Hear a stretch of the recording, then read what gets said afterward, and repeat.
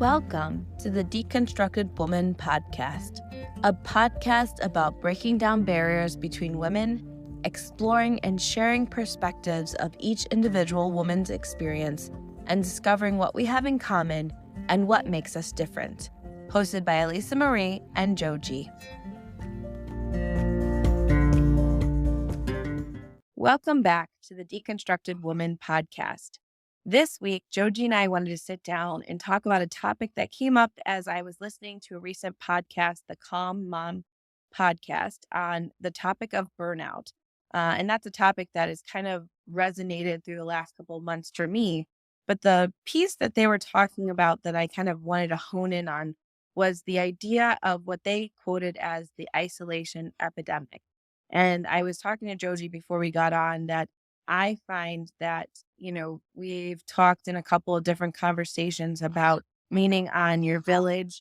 We've talked about that in our group discussion in the past and talked about how you really need to surround yourself with people who are supportive. But the piece that I was telling Joji is that I find the most difficult times or the times where I'm struggling the most are the times when I don't want to reach out to the people around me. And so we wanted to delve into that, kind of talk about what the research has shown, what that kind of looks like, and what we've kind of seen in the trends, and see if that's consistent with that. So, Joji, I'm going to hand it over to you to kind of give us a little bit of background. Okay, yeah. So once Alyssa shared this topic that she ran across, it reminded me that I had seen a couple articles about the isolation epidemic, and so I Googled it.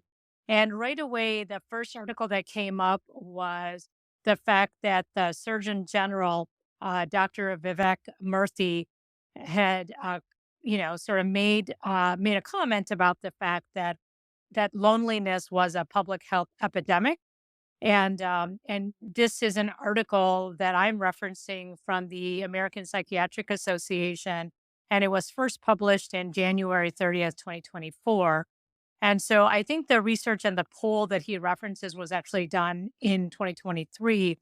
But what surprised me a lot about it was the fact that the age group that he quoted really was not what I expected.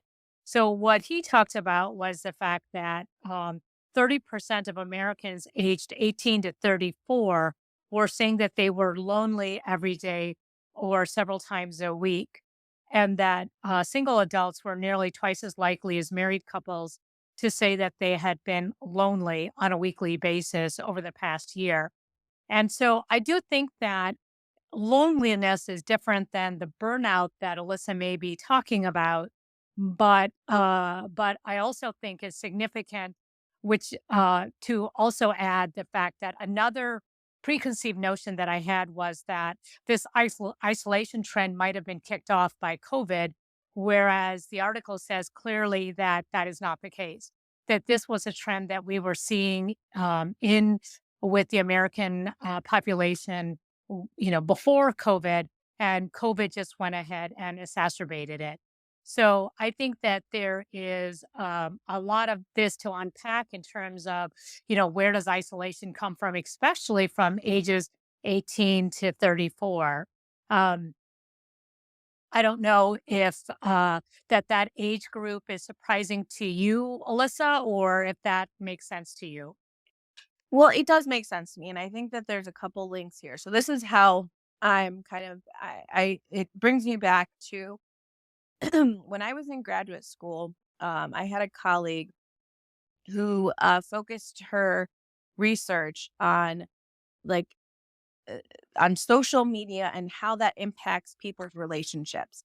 And so I'm linking this because I think that a lot of times, these younger generations, they've grown up with social media as kind of their prominent social outlet in a lot of ways. And so I think that there is something, and again, I think we've kind of talked about social media before, so I don't want to belabor this, but I do think that the idea that scrolling through social media, we see people, you feel like, oh, maybe the Joneses, they have this person has this or this person's doing that, and we have to remember that they're showing their best face on social media.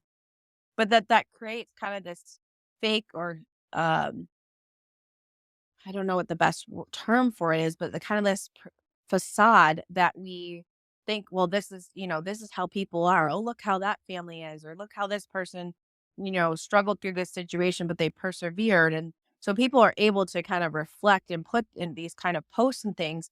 And so then when we're having our own situations, we sometimes feel more isolated because, well, nobody could understand me because, I'm not like this. Or, I think there's this kind of like link between social media and what we're inundated with. We're constantly getting notifications and being on our phones or computers or whatever. And so some of that takes away from us being able to find the people that we need to find support. Now, some may argue, and I think that some of the articles that you read did, that social media allows us to connect with a lot more people.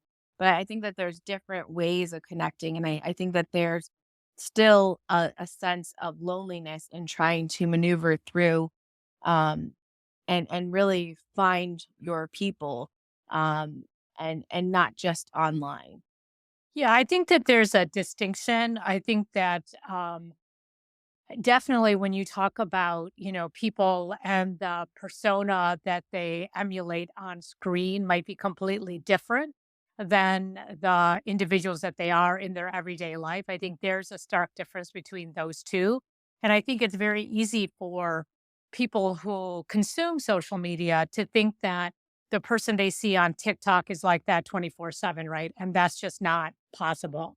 And so I think that there needs to be, especially for younger people, this realization that that is that's like their stage persona. That's not necessarily the way that they live their life. And I think it's very easy for young people to feel like they're the odd man out because, they're having a hard day or they're feeling tired or burnt out or not energetic or don't feel like socializing. And there are a lot of people that need to gear up for a TikTok video or something like that. I think the other side of it, which you're referencing in one of the articles that I saw, was the use of social media to stay connected to family and friends. And so, a little bit differently is the fact that you don't have to be necessarily in the same town as your family or your friends. You can stay connected, reach out, make contact, do FaceTime, those kinds of things, and still feel close to somebody and feel less isolated, but that's not what most people that I know use social media for. Most people use social media to just scroll, and that's a completely different animal than what we're talking about. Oops. Yeah, and I think that that piece of it, again, tying it back to isolation, is that scrolling takes away from that actual socialization. That people are less likely to call somebody up and say, "Hey, I'm really struggling. Can we meet and have a coffee?" versus looking through social media, trying to find something, and then hoping that you just kind of fall upon somebody else who's maybe gone through what you're going through. But it's so nuanced that it's hard to do that.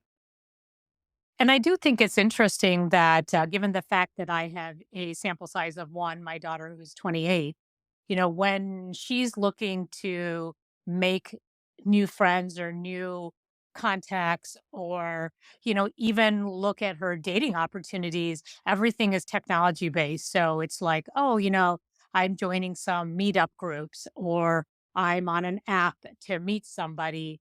And, like, as a person in my 50s, I think to myself, well, what happened to just the standby getting to know people at work or getting to know people, that you hang out with or your friends of your friends or, go to other social events that are face to face and not necessarily that everything is dependent on your platforms and your technology.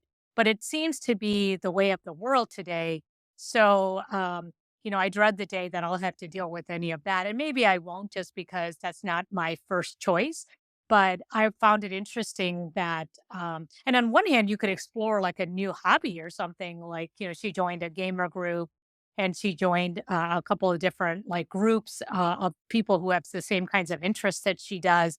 But I don't think that would be my first way to approach, any kind of isolation or feeling like I need to, in, in to make my social group larger.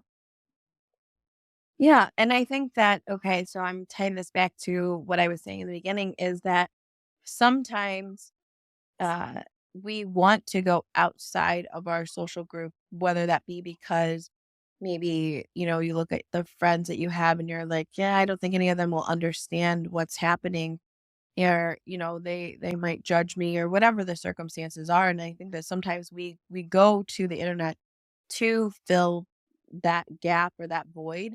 And sometimes we just fall into a kind of pit of other things, and we never really get to the point of finding what we really need. Like, I don't know that people use it in a way to really find uh the support. Like sometimes, you might go into a group that you think is going to be beneficial, but then you find that a lot of the people in that group are, complaining, but nobody's really finding solutions. I don't know. I feel like I'm sounding like a Debbie Downer, but I'm saying that I think that there's like that true friendship. I think that that's something that has to be fostered over many, many years. And sometimes it's not so easy to develop that as you get older.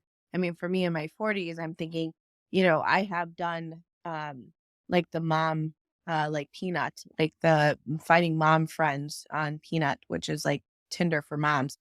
Um, and I liked it, and I met some really great people, but I think that there's also a sense of, uh, you know, not sure that I wanna really start, that process either.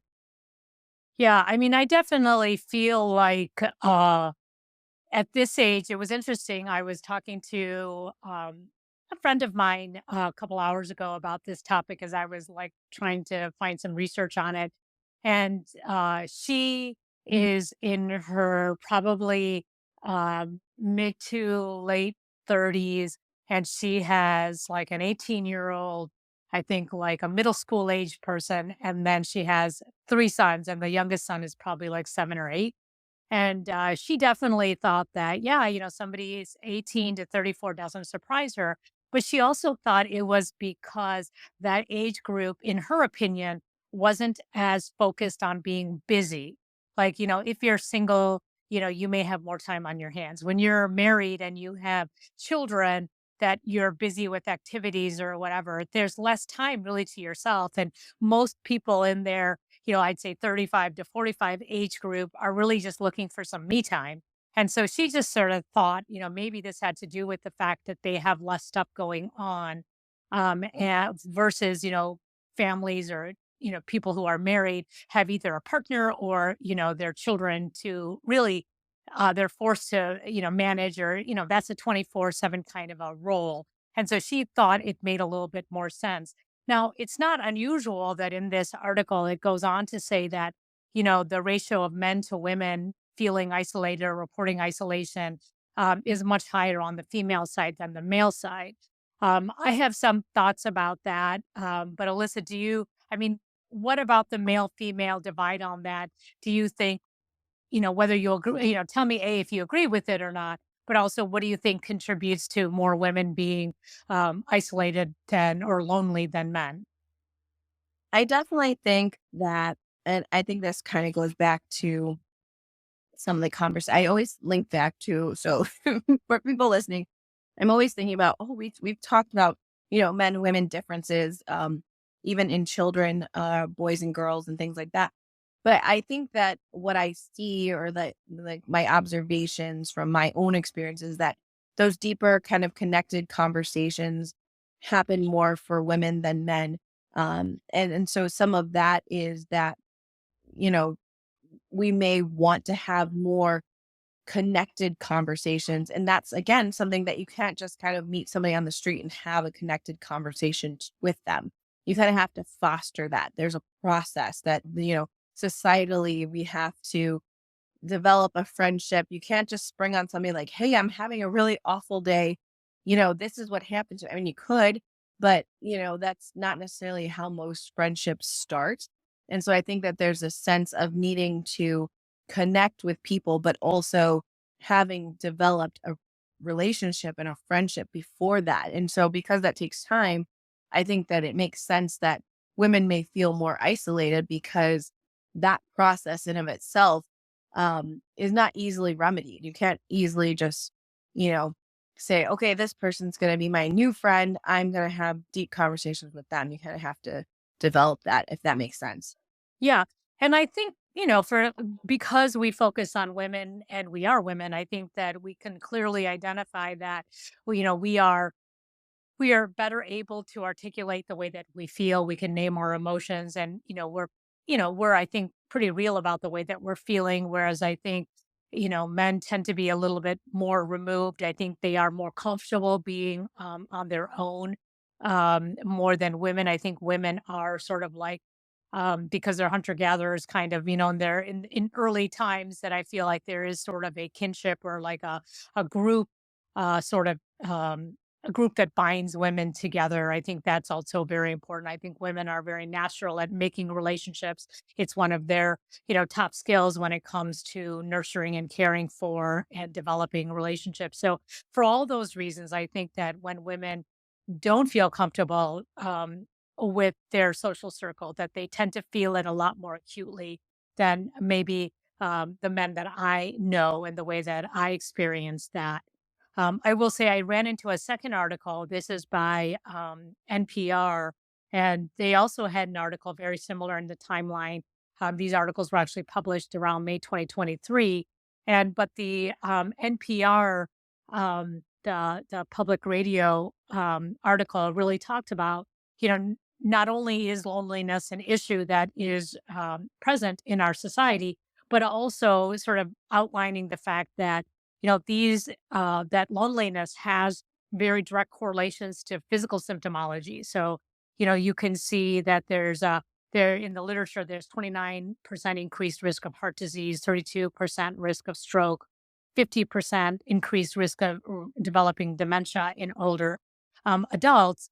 And I think what I liked about this article was also about what can you do to, fix this. So, for individuals who might be struggling with, social relationships and feeling isolated, there are things like, going out to libraries and participating in free events with public programs, or, maybe joining like a walking group or something that exposes you to people. They also talked a lot about like volunteering, that there is sort of multiple impacts of volunteering. Not only the fact that you meet people, but also volunteering and helping other people really creates a sense of importance and feeling good about yourself that has, many, many dividends outside of just getting out of the house and helping other people. But that's also really, really important.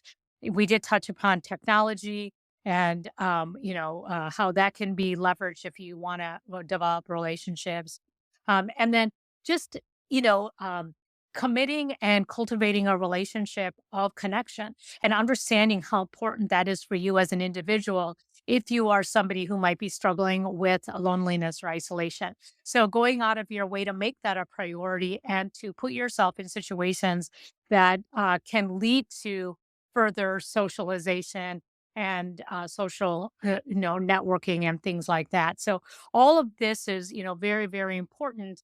But there are, I think, a lot of low hanging fruit in terms of anybody can do this, whether it's reconnecting with your family by phone or by technology, or by joining some groups that are available, for free in your local area to be able to connect and meet some new people. Because I think there are a lot of individuals that are looking for this same kind of a thing. Yeah, and I really appreciate that because I think that the point that stood out to me is just making this a priority. And I think that so often we kind of, and I think that goes back to probably the discussion of burnout, that we so often try to just kind of shoulder all of this alone. And as you pointed out, that the physical potential consequences of that, as well as the mental load. I think that it does definitely helps to be able to share that with somebody, whether that be a close friend, family member, or, as you kind of develop all their relationships, I think that it's important to lean on others to really get you through those difficult times and not to necessarily try to do it on your own, because I think that that leads you quicker to burning out or really just kind of um having a lot of those potential negative consequences. And one more thing that occurred to me while you were talking, Alyssa, is that I feel like if you don't hone this skill in your 20s and 30s, I think it becomes a little bit more challenging, in your 40s and 50s because, it's natural to become a little bit more set in your ways or have a certain routine. And if you're used to being alone after work, if you're a single individual, I feel like if you don't challenge yourself to become more involved in different activities, then you are going to create a pattern that is more dependent on entertaining yourself. And given the connection to dementia and longevity, which is an area that I'm really interested in now, and my mom, did have vascular dementia as an elderly individual, and so that's something I think about in terms of my genetics and my predisposition for that, not only because of my DNA, but also because I am a diabetic like my mom. And so trying to ward that off, we know how important social interaction is to keep your brain young and thinking and learning and things like that. And social interaction is so important to that. And I don't think that it's just something that you can decide at 60 that you want to become more social. I think it's a skill that you have to exercise, like that muscle that we talk about. I think you have to have a regular exercise program for socialization so that as you age, you already have some of those tips and tricks up your sleeve, because I think it gets a little bit more difficult as we get older. So it's just something as watching, my parents age and things like that. Yeah, absolutely. I think it that's definitely a piece of it too, and I appreciate that idea of pushing ourselves outside of the our comfort zones. I think that that's something that is definitely challenging. And I would say that that's probably a big challenge for me as well. So I think that you've made a lot of good points, and I appreciate all of this because I think that it's kind of pulling it all together from the first start of our conversation till now. Well, I also think it's interesting because I know that I hope that we're going to have another group conversation in the next couple weeks about different periods of our life where it's challenging to meet new people. Just and that as we talk with our book club group in a couple weeks. But one of the interesting things I heard from one of my neighbors is that, they're a married couple, but they're sort of going through empty nest. Their son got married and now has a baby and has a very, like a separate life from them. And because they are creating their own family traditions and their own family space, this neighbor of mine, her and her husband have had to find activities for themselves, and so they got into, which I think is sort of fun, they got into like country square dancing through the Park District. And this couple has just like jumped into the deep end with this square dancing. And they've gone to like a couple competitions, and they have sort of traveled to different states for their almost like, I'm not exactly sure, but sounds something more like maybe at a state level, square dancing. And it's something that when they first mentioned it to me, I was just a little bit like, oh, well, I don't really like country music. I really don't like square dancing, but that's really not the point. The point is to incorporate social activity with physical activity and broadening their their scope, I guess. And I can't say that I thought that they were individuals who would embrace square dancing, but it was just something that they could do as a couple together. And with other couples that enjoy sort of physical activity, and there's a little bit of attraction for dressing up and that whole thing. And they do a lot of fun events like a Halloween themed square dancing event. And I mean, it just we went out to dinner once and we were putting her Halloween square dancing outfit together, and it was really fun to do. And so I think there's lots of innovative ways to do it. And it's just a matter of who you are and what your interests are, and whether you have a partner to dance with or you're looking for a partner. And I think there are plenty of single individuals that also go to these kinds of events. So you don't have to be paired off to be able to go to something like that. And so I think the sky's the limit for being able to find something that is comfortable for you. Obviously, if you do something like square dancing or an exercise class or something like that, you don't necessarily need to be proficient as making small talk because you're moving all the time. And so you're not really having, extensive conversations because you're being physically active. And so I do feel like you can find something that's true to yourself, that doesn't put you out of your comfort zone, but still have you building a networking relationship or maybe a once a week activity or something like that, so that there is a little bit more regular kind of, activity that you can plan for around your work schedule. So, I mean, I really found that to be, it's just something different. I thought it was sort of interesting, and I could definitely see myself, being somebody who might want to do something like that. My husband has said like a very firm no to that. But, I mean, it's just something that, we had a chance to talk about and say, hey, is that something you'd like to do in the evenings or on the weekends? And, he's not somebody who enjoys dancing, but it was, as fun as they're having, as much fun as they're having with the activity. I think that they made it sound really fun to me. And it was like, oh, yeah, anybody can do that. So I do feel like there are opportunities all around you. You just sort of have to look for them. I've also seen people who want to, take care of the forestry, like join the volunteer forestry group for the parks and recreations in the area. So if you want to be a part of that arena to keep them clean, but also to do some, identifying of different trees and other kinds of plants and things like that. There's just all sorts of things that are available that I would encourage people to just do some simple searching on.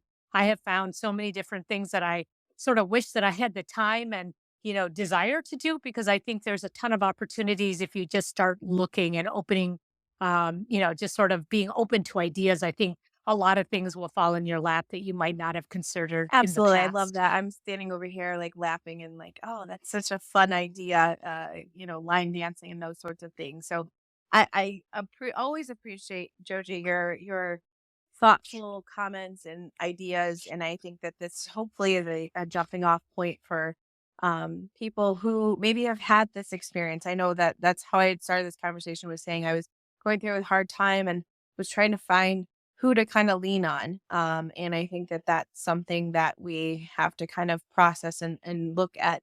But you've given us a lot of ideas for how to kind of start fostering that and moving in the direction of finding our people and the people that are going to support us and helping us through that so that we can feel less isolated. Yeah. Yeah. I and I also found in one of the articles there was a whole bunch of resources, and I think it is the one by the Surgeon General in the APA, the American Psychiatric Association. I did not know this, but there is a friendship line for through the Department of Aging, and so there is like a hotline that you can call just to have conversations with people, because we know that as the elderly are more, as they get older, they might feel a lot more isolated. And as a result of that, they do need somebody to talk to. And so there are free resources through the Department of Aging, which I found fascinating too, because I think, from both of our psych background, we all know people who need a little bit more contact with individuals. And I thought, boy, it's so wonderful that these resources out there. And as a result or as an extension of this topic, those resources were listed in those articles. And so, I'm a huge networker. If people are looking for resources, you can contact me. I'd be happy to set you up with your passion, because that's something that I'm really interested in doing and helping you find sort of what re energizes you. Because I do think that it does keep us living a lot longer and gives us an opportunity to live to our potential in a positive way. I mean, I would hate to live to 100 and hate every day of my life until from now to then. So I really, my goal is to enjoy and be alive and really enjoy that time and to share my love and my joy with other people. So I'm happy to share that with other people if they need ideas or resources. But I don't know if there's anything else that you'd like to contribute, Alyssa, before I sort of close us out. No, I appreciate this, and I'll turn it back over to you. Okay, well, as all of you listeners know, we have so appreciate the fact that you guys listen and give us feedback and share your comments with us. And I do appreciate the couple people who've been responding to my pulse surveys on the Facebook page because usually I'll take a question that's related to the recent podcast that we published and ask questions about it just to have people think about it. You don't have had to have listened to the podcast to respond. It's just some very general questions. And so I do appreciate the individuals that have been responding to those questions on the Facebook page. But we're always interested to hear your thoughts and your comments. You can reach out to us through our platform where you receive this podcast or through the Facebook page, through our email addresses. So bye for now.